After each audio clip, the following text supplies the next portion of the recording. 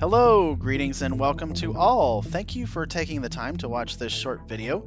Whether you are a flat earth or a globe earth believer, I sincerely hope that you will be able to learn something today and that your horizons and your knowledge will be broadened from undertaking this exercise. First, an introduction. My name is Clearwall and I am a computer scientist. I am not a professional YouTuber, and this will be the only entry on my channel that touches on this subject. I am based in Dallas, Texas, and I, like the vast majority of the world, completely believe in the heliocentric and globe Earth model of the universe. I personally believe and find that the scientific knowledge that has been gleaned and discovered over the last thousands of years of humanity completely prove that the Earth is a rotating spherical object rotating around the sun, that the moon is 238,000 miles away and orbiting around the Earth. And as such, I am also a fan of a YouTube channel called SciManDan, and it is a video by SciManDan 6 months ago that really inspired me to make this video of my own. In the video called How to Completely Fail at Debunking the Moon, he addresses a video by a man called Mr. Thrive and Survive, and Mr. Thrive and Survive's original video was talking about a phenomenon that he was witnessing where he videoed a Doppler radar station. And if you're unfamiliar with what Doppler radar stations look like, they're basically big giant golf balls sitting on a tower that's anywhere from 50 to 150 feet up in the air. And he compared the shadow that was being cast on that Doppler station to the shadow that was being cast on the moon. And in the rebuttal by SciManDan, he mentions that the angle of the view is not the same, and so naturally the shadows would not match up. And in the video by Mr. Thrive and Survive, at the very end, he says that he understands that that is a contention, and that he had a plan to go out and make his own personal observation and make a video and post that with his own personal observation that had the moon and the Doppler radar station in the same view, and that would ensure that the angle was being viewed at the exact same degree. And so if he was able to still see that same phenomenon, it might prove his assumption at the very end. Well, it's still been about 7 to 8 months since that original video came out, and he still has not put out that personal observation. Well, luckily today in Dallas, Texas, I was able to view a daytime moon. It was 10:30 in the morning, and I was able to go that next step. I was able to make that personal observation. I took some photos of an earthbound object casting a shadow, along with the moon casting a shadow in the exact same shot. And so it ensures that everything is at the exact same angle. And so this is going to be Mr. Thrive and Survive's Black Swan theory, once again proven completely wrong. Right there. There you see, there's the moon. And the first thing I noticed, which according to Mike is not the biggest deal, is that the angles don't match. And the other side freaked out and said, yeah, nice try, Mike. What you did was you tilted the camera so that the angles didn't match, as you can see here. And he will blow it up. They absolutely do not match.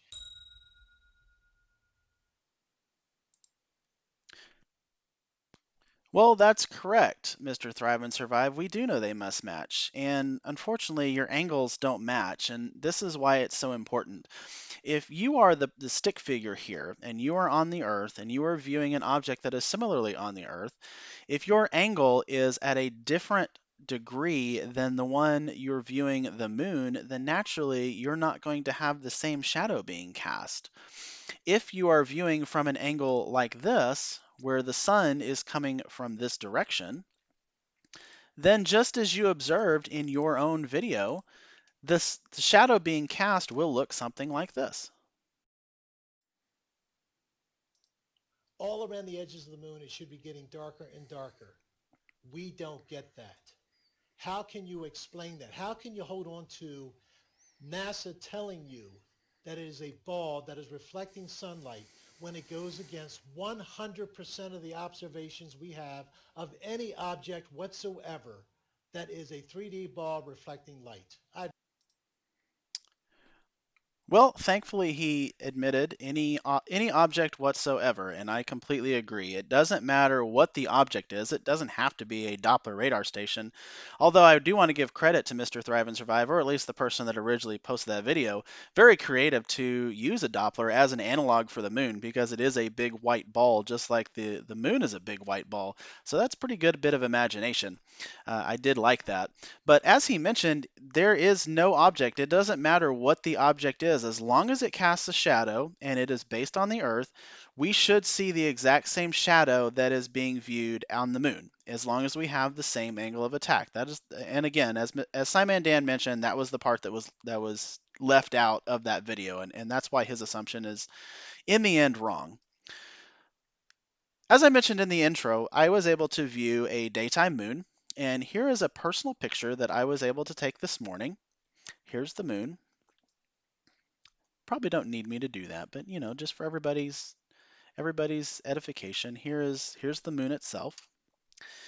And as Mr. Thrive and Survive incorrectly opined that there is no gradient shadow, of course we do see that here. And we saw it even more clearly in his video because he was zoomed in on the moon. I was trying to make sure that I took both objects. I wasn't zooming in specifically on the moon. But in his video, he even does show that gradient even better. We can see it a little bit here because we have the bright outer edges of the moon, and then it gets progressively darker as we get closer and closer to the shadow. But as he mentioned in his video, if we have a shadow on the moon, it should be casting a shadow in the same direction that any object whatsoever casts their shadow. And so let's test that theory. I'm going to go ahead and draw a terminator line, which is basically where the sunlight stops on the moon. And really, it's kind of interesting if you think about it that there's really no perfect terminator line that I could draw. I can draw this one that gets pretty close, but as you see, there is a little bit here on both of the edges of the moon that is not being accounted for by that terminator line. And the reason for that, of course, is because the moon is a spherical object.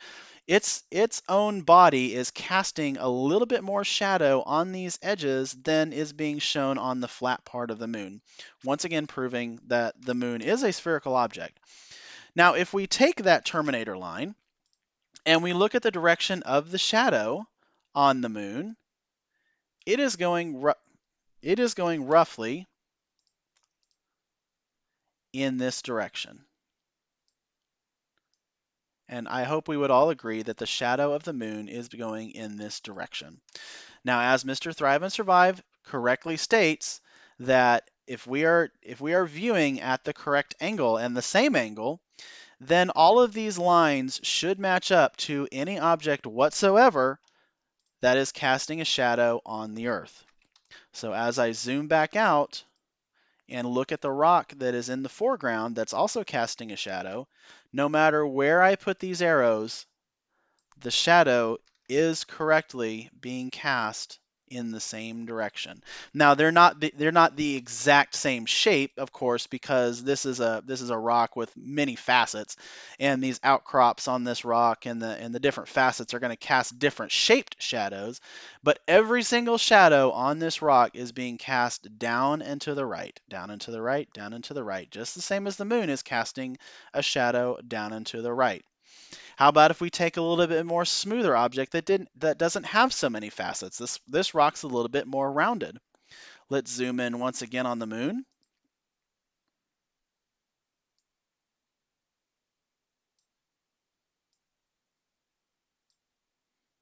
And we will undergo the same exercise.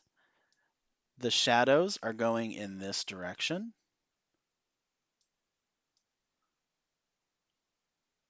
And therefore, every single shadow on these rocks should be going in this same direction.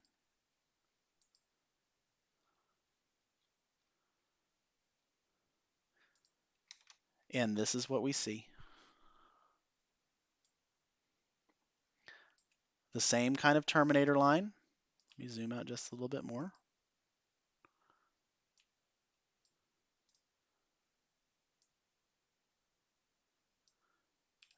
The The same kind of terminator line is seen on this rock here, as we saw on the moon here.